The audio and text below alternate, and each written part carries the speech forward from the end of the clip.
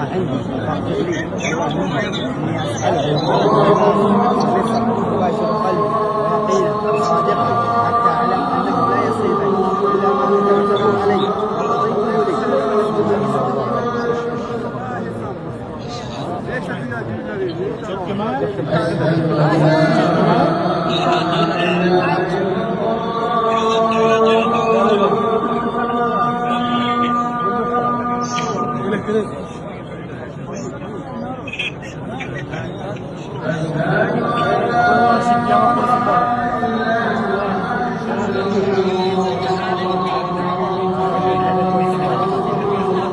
ارجع يا اخي.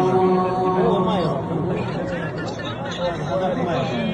واقف هنا مثل العم. وبناتهم واولادهم يا رب اصلح حالهم واصلح حالهم